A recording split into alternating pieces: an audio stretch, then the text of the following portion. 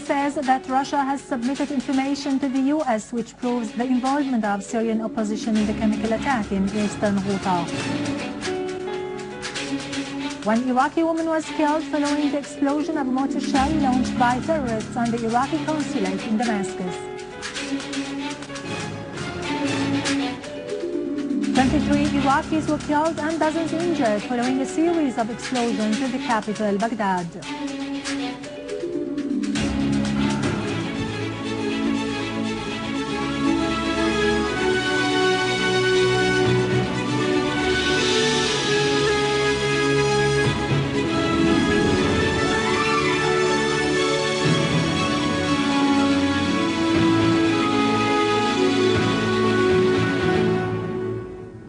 Good afternoon, ladies and gentlemen. I am Irado Krikorian from the News Center in Damascus.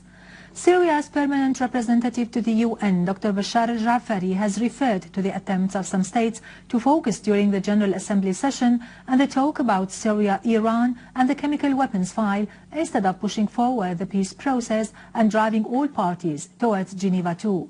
He added that those who talked about Syria did not do this out of goodwill with the intention of pushing forward the peace process. Jafari said those states should have instead pressured the parties that opposed the convention of the Geneva Conference and refused to take part in its meetings to change their stand and call on the armed terrorist groups which work in the interest of those states to go to Geneva too.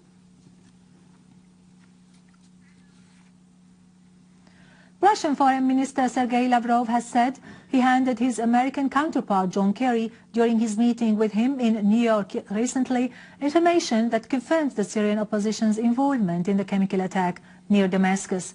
In an interview with the Washington Post, Lavrov said there was very convincing evidence to the involvement of the opposition in Al-Ghouta attack.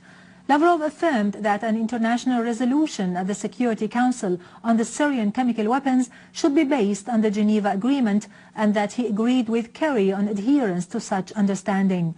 Lavrov asserted the need to hasten the convention of the Geneva II Conference, which paves the way for a political solution to the crisis in Syria.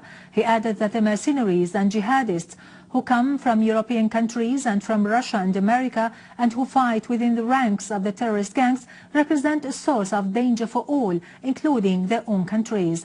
He said the Syrians are capable of solving their country's problems and determine their own future. The Russian Foreign Ministry has affirmed Russia's opposition to the attempts of some NATO countries to repeat the Libyan scenario in Syria. Russian Deputy Foreign Minister Sergei Ryabkov said during a conversation among experts held on the sideline of the International Exhibition of Weapons and Military Equipment that some NATO countries violate the principles set by the United Nations Security Council in an attempt to repeat the Libyan scenario, adding that Russia opposes such acts on the international arena. Head of the International Relations Committee at the Duma Council, Alexei Pushkov, had earlier affirmed that the double-standard policy pursued by the USA is disgusting in a world based on equal rights, which the US itself alleges to be defending.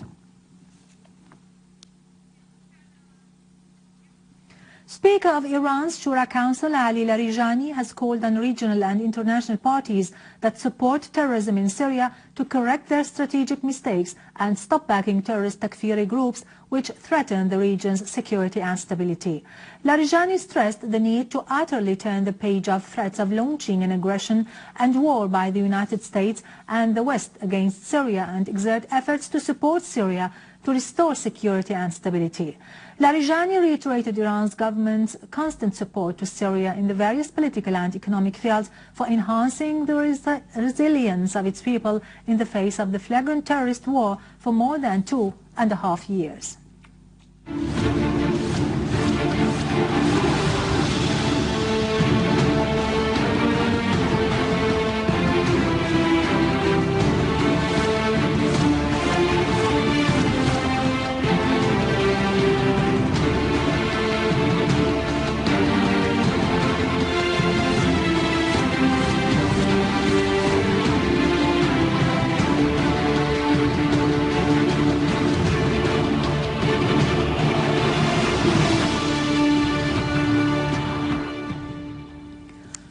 Iraqi woman was killed and others injured when a mortar shell launched by terrorists hit the consulate building in Damascus.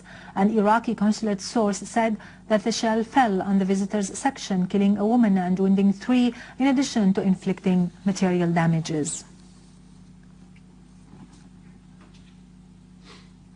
In Daraa, the army seized a terrorist car carrying large quantities of weapons and ammunition in the Mhajja village, including 4 Israeli Lao missiles, 36 mortar shells and various kinds of ammunition.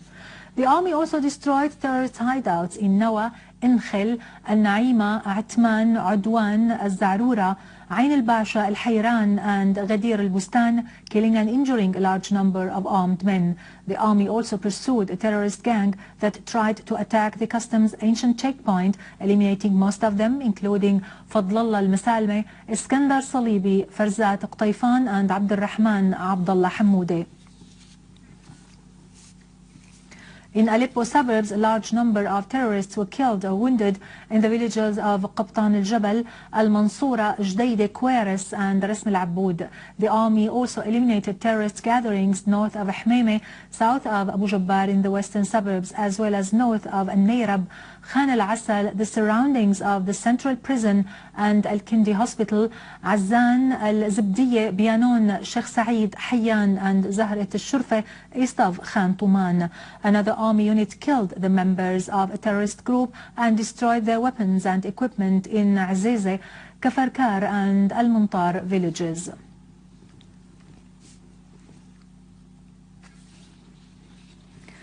In Iraq, 23 people were killed and 46 others injured following 2 explosions in 2 crowded markets in the capital, Baghdad. Iraqi sources said that 1 explosive device was planted in a street in Ad-Dawra, south of Baghdad, killing 8 and injuring 16 others. 3 explosive devices were detonated in Sabi' al-Bur area, north of the capital, killing 14 and injuring 30 others. It is to be mentioned that 670 people were killed since the beginning of the month following series of terrorist explosions. In occupied Palestine, Israeli settlers broke into Al-Aqsa Mosque via Bab al-Maghariba in occupied Jerusalem under the protection of Israeli police. Meanwhile, Palestinian citizens confronted a group of settlers allowed by Israeli police to break into the mosque and perform their rituals inside it. Israeli occupation forces conducted arrest and incursion campaigns during which dozens of Palestinians were arrested in Hebron and Beit Lahem in the West Bank. Now to latest business and market news, but after a short break, stay tuned.